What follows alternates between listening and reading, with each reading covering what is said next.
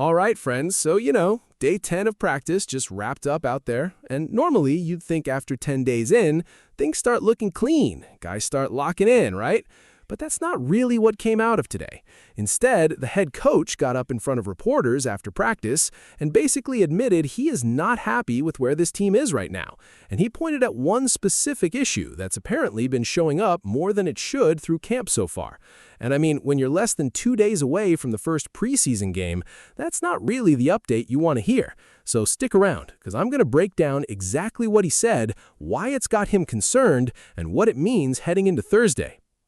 Hello, Steelers fans. If you're new to the channel, go ahead and hit that subscribe button. So, let's get into it then. Mike McCarthy took the podium today before practice, and he came right out and said he does not like where this team is right now, given how many missed assignments they've had together so far in camp.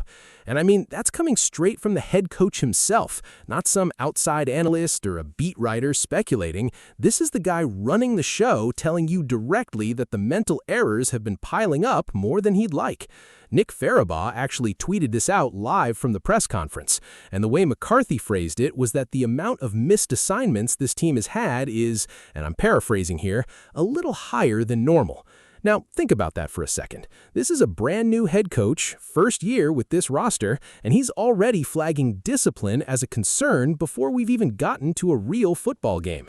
That's not a small thing to admit publicly, guys. Coaches usually try to protect their locker room from that kind of scrutiny, especially this early. So when he comes out and says it himself, unprompted, that tells me it's actually bothering him. And look, I get it, I really do, because this is what happens when you bring in a whole new coaching staff with new schemes on both sides of the ball. Everybody's still learning where they're supposed to be, what their assignment is on a given play, how the new terminology works. That part is honestly expected. But here's what gets me a little uneasy about it, and I think it's worth being real about this instead of just brushing it off. Mike McCarthy has kind of carried this reputation with him from stop to stop, going back to his days in Dallas and even before that in Green Bay, where his teams have had a tendency to be undisciplined, to rack up penalties, to have these mental lapses at bad times, and that's not exactly the identity you want your football team walking around with. So when you start seeing some of those same early warning signs pop up here in year one with this new group, it's fair to at least keep an eye on it, right? Because if this turns into a pattern where we're talking about this team as a sloppy, penalty-prone group all season, that's the kind of thing that can cost you actual games, no matter how good your scheme looks on paper. And honestly, that's the part that I think is the most interesting here, because schematically, philosophically, everything I'm seeing and hearing out of this camp sounds genuinely exciting. Like Aaron Rodgers and the first-team offense have reportedly been pushing the ball down the field a lot more, attacking the middle of the field in ways we really did not see much of under the previous regime. And on defense, they're running a lot of that modern two-high, split safety pre-snap stuff with all these rotations and exotic blitz packages from the new defensive coordinator, Patrick Graham. I mean, on paper, that's the kind of modern, aggressive football that fans have honestly been wanting for a while now. So the vision, the identity they're building toward, that part looks promising. But here's the thing. Having a great scheme on a whiteboard means absolutely nothing if the execution isn't there when the lights come on. And right now, based on what McCarthy himself is saying, the execution has not caught up to the ambition yet. So that's the tension you're sitting with heading into this preseason opener. A team that looks really good on paper, but still has some real cleanup work to do before it translates onto the field.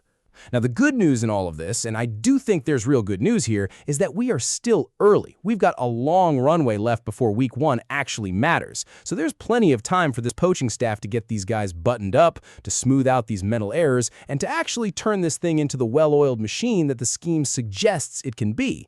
But I'll be honest with you, this is exactly the kind of camp storyline you want to keep tabs on as we move through August, because if these missed assignments are still showing up in 3 or 4 weeks, that stops being a normal growing pain and starts becoming an actual identity problem heading into the season opener.